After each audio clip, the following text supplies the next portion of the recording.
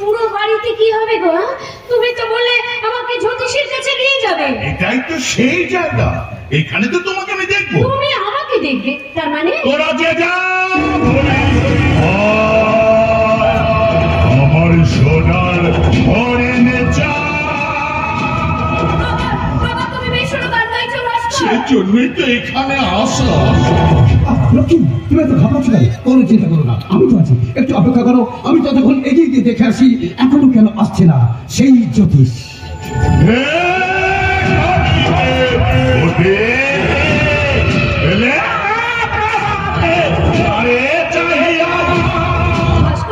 ভাস্কর রবীন্দ্রসঙ্গীত গান এরকম বেসুরো ভাবে গেও না। সেজন্যই তো এখানে আসা, সেজন্যই তো এখানে আসা। তুমি সেজন্যই তো এখানে আসা, এরকম পাগলের মতন করছো কেন? সেজন্যই তো এখানে আসা। আমি তোমার কোনো কথার মানেই বুঝতে পারছি না। সেজন্যই তো এখানে আসা। ভাস্কর আমার মাথাটা কিন্তু গরম হয়ে যাচ্ছে। সেজন্যই তো এখানে আসা। ভাস্কর আমার কিচ্ছু ভালো লাগছে না। লাগবে না, লাগবে না, ভালো লাগবে না। এরপর দেখবে আমাকে তোমার সহ্যই হবে না। আমার প্রতি তুমি রেগে যাবে, রেগে গিয়ে করবে। হয়তো তুমি আমাকে একটা সাপের মতো ছবল মেরে দিতে পারো, আর আমি সেই ছবলটাকে বলে উঠবো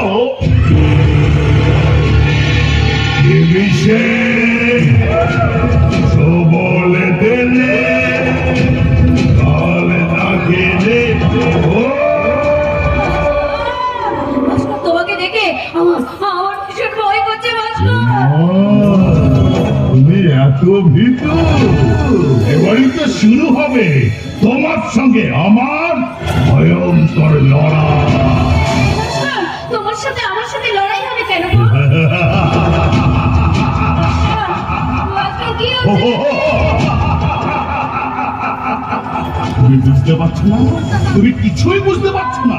তুমি কেন বুঝতে পারছো না যে আমার কিছুই ভালো লাগছে না? আমি তোমাকে ভালো লাগিয়ে দেবো।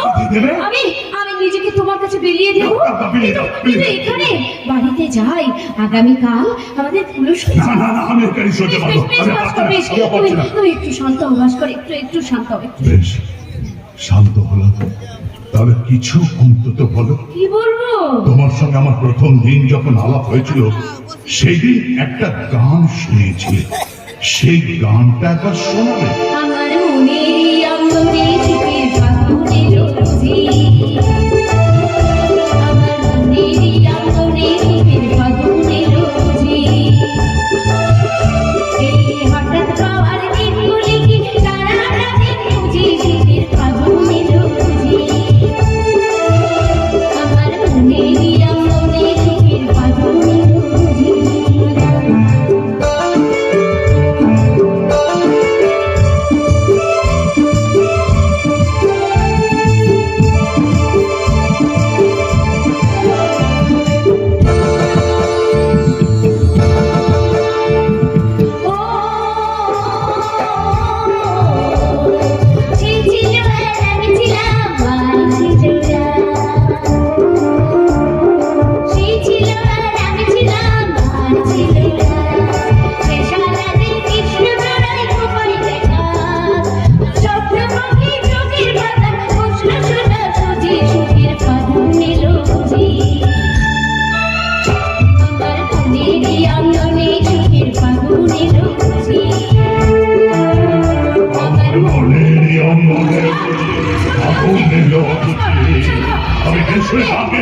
তোমাকে আমি জোর করে কাছে পেতে চাইছি।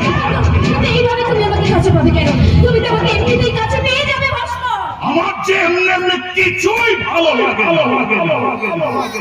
এর আগে এই ঘরে তোমার মতন অনেক মেয়েকে নিয়ে এসে তাদের ইচ্ছের বিরুদ্ধে তাদেরকে আমি জোর করে ধর্ষণ করেছি।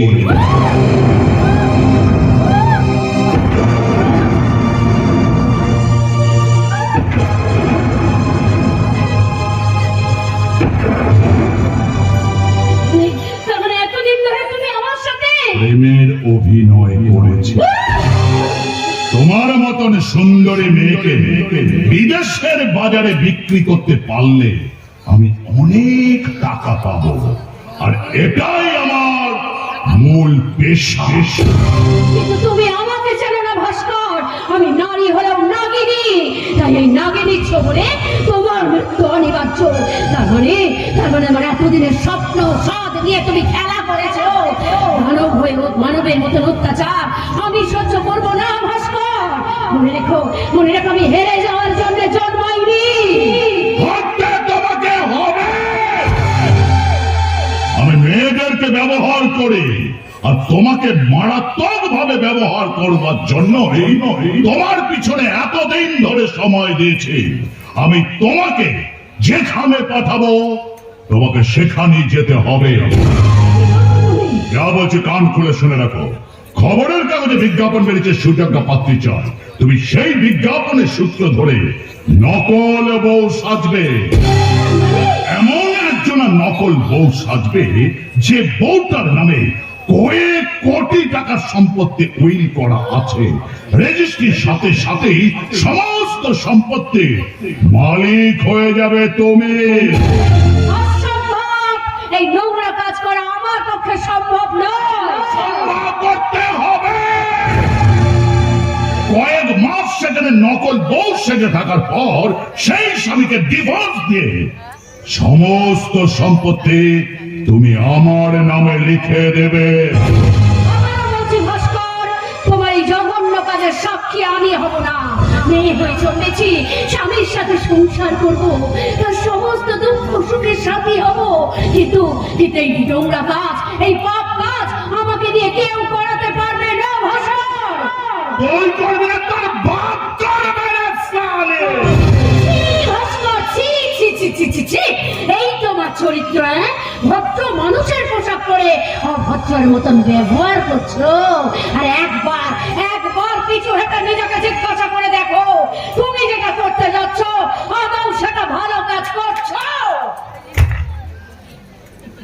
তোমার এত বড় সাহস, তুমি আমার গালে চড় মারো।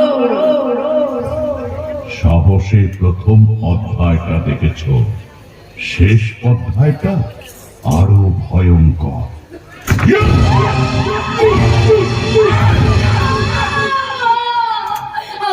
আমি তোমার চরিত্রের কথা সবাইকে বলে দেব।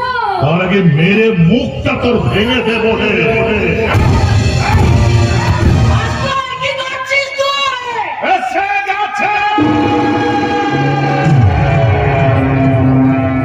আমার পিসি ঠিক সময় এসে গেছে।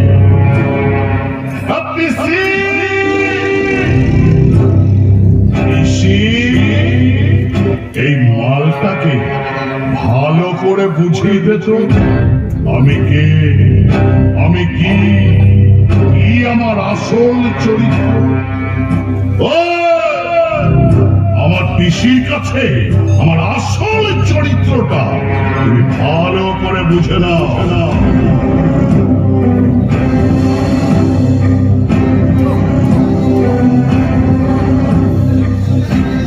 আমি জানতাম বিয়ে করে এমনি কিছু একটা ঘটনা ঘটবে। জেনেই ছিলেন যদি, তাহলে এতদিন ধরে আপনি চুপ করেছিলেন কেন? চুপ করে থাকতে আমি বাধ্য, তাহলে যদি অনেক ক্ষতি করে দেবে। কি ক্ষতি করবে আমার? খুন করতে ওর হাত যাবে না। খুব ভালো করে জানি, খুব ভালো করে চিনি। আর তুমিও যদি বাঁচতে চাও তাহলে তুমি বাঁচ করে কোথায় রাজি হয়ে যাও। নকল বউ সেজে আমাকে অন্যের বাড়িতে যেতে হবে? আমার মতন তোমাকেও বঙ্গ করে দেবে। ভাস্কর আপনাকে বঙ্গ করে রেখেছে মানে?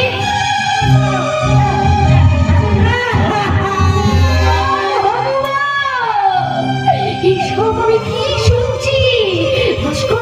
ভাস্কর এত বড় ক্রিমিনাল। তোমাকেও তাই করবে, তোমাকে অত্যাচার করবে। আমি যদি ভাস্করের কথা মতো না চলি তাহলে তোমার বাবাকে খুন করে দেবে। না, আমি সহ্য করতে পারবো না, কিছুতেই না। আমি যদি সবকিছু মানিয়ে গুছিয়ে নিয়ে ওই ভাস্করের কথা মতন চলতে পারি তাহলে তুমি প্রাণে বেঁচে যাবে। শুধু আমি বাঁচবো না, আমি আরো অনেককে বাঁচাবো। এইবার আমি বুঝতে পারলাম এত বীর হাত কাটা পা কাটা অ্যাসিড দিয়ে বডি পুরানো এই সব কাজ হচ্ছে ওই ভাস্করে। তাই তো এখন থেকে আমি চরম সিদ্ধান্ত নিলাম। এই সিদ্ধান্ত নিলে তুমি যা বলবে আমি তাই শুনবো,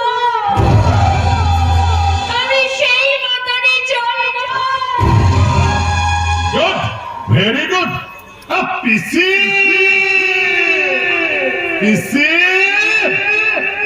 ওকে তো তুই হেভি ট্রেনিং দিয়েছিস রে। ও যদি তোর কথাতে রাজি না হতো তাহলে অন্যান্য মেয়েদের ওপরে আমি যেরকম অত্যাচার চালাই তার থেকেও মারাত্মক অত্যাচার ওর উপরে চালাতাম।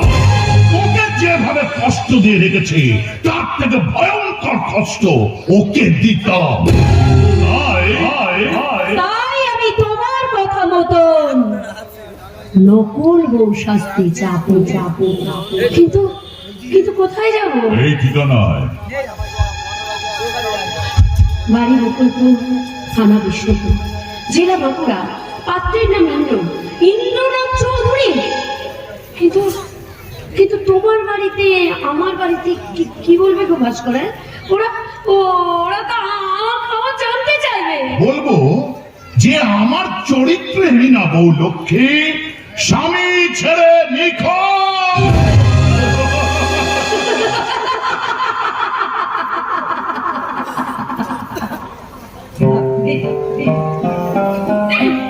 আমি চরিত্রহীন,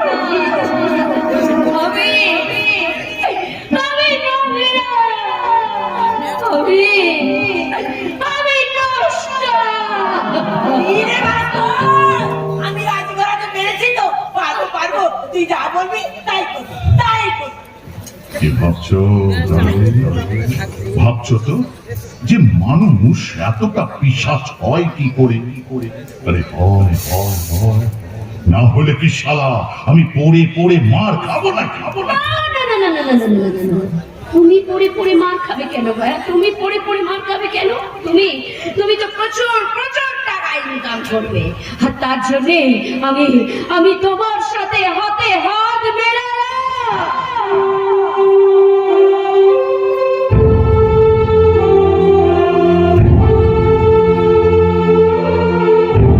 আমি তো তোমার স্ত্রী, তাই এক বছর শেষ হতে না হতেই আরো এক বাসর সাজাতে যাচ্ছি আমি।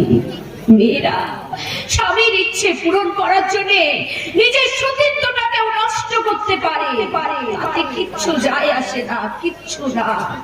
আমার এই মেয়েরাই প্রিয়জনদের সন্তুষ্ট রাখতে মাথাতে ঘোমটা দিয়ে কিংবা বোরখা পরে থাকতে হয়, সিঁথিতে সিঁদুর দিয়ে প্রমাণ দিতে হয় এই হচ্ছে আমার স্বামী। হাতে শাখা পলা পড়ে স্বামী দেবতার শান্তি কামনা করতে হয়। তাই স্বামীর শান্তির জন্য আমি তোমার দেওয়া সিঁদুর মুছে ফেললাম, নতুন করে নকল বউ সাজতে আমি চললাম আর এক বাসর। আমার জীবনে এক বাসর শেষ হতে না হতে আরো আর এক বাসর সাজাতে যাচ্ছি আমি। এই হচ্ছে স্বাধীন ভারতের পরাধীন নারী। সত্য সেলুকা, কি বিচিত্র এই দেশ! এক নিমিষে হয়ে গেল ভারতীয়